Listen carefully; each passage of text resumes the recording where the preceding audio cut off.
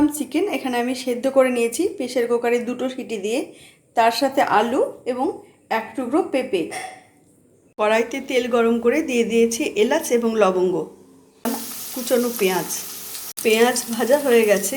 দিয়ে দিলাম সেদ্ধ করে নেওয়া চিকেন এবং আলু দিয়ে খুব ভালো করে নাড়িয়ে নিয়ে এর মধ্যে দিয়ে দিয়েছি নুন এবং হলুদ। খুব ভালো করে মিশিয়ে নিয়ে এর মধ্যে আমি দিয়েছি সমস্ত মশলার পেস্ট, অর্থাৎ পেঁয়াজ, আদা, লঙ্কা, এলাচ, তার সাথে একটুখানি দারুচিনি এবং জায়ফল। খুব ভালো করে নাড়িয়ে নেব। যেহেতু চিকেন সেদ্ধ হয়ে আছে, আমি হাই ফ্লেমে দিয়ে মশলাটা খুব তাড়াতাড়ি কষিয়ে নেব।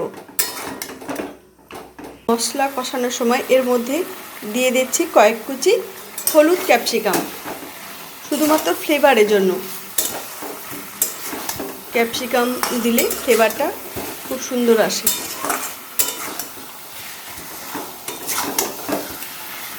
হাই ফ্লেমে খুব ভালো করে কষিয়ে নেব। পেঁপেটা আমি চিকেনের মধ্যে দিয়েছিলাম রান্নার ফুড ভ্যালু বাড়ানোর জন্য, তবে পেঁপেটা আলাদা করে মেখে খেতে পারি, রান্নায় ব্যবহার করব না। মাংস খুব ভালো করে কষানো হয়ে গেছে, দিয়ে দেব চিকেন স্টক।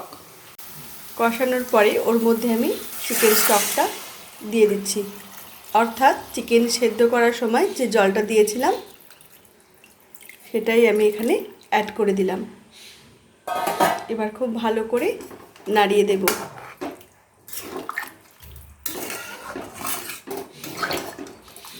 শুধুই একবার ফুটে যাওয়ার অপেক্ষা। হাই ফ্লেমে ফুটিয়ে নিচ্ছি। একটু ঝোলঝোল রাখবো, যার জন্য আমি গ্যাসের ফ্লেম বন্ধ করে দিলাম। বয়েলড চিকেন রেসিপি সম্পূর্ণ তৈরি হয়ে গেছে। তাড়াতাড়ি অথচ সুস্বাদু চিকেনের স্বাদ পেতে আপনারাও এভাবে বানিয়ে ফেলুন। আর দেখা হবে অন্য কোনো রেসিপির সাথে।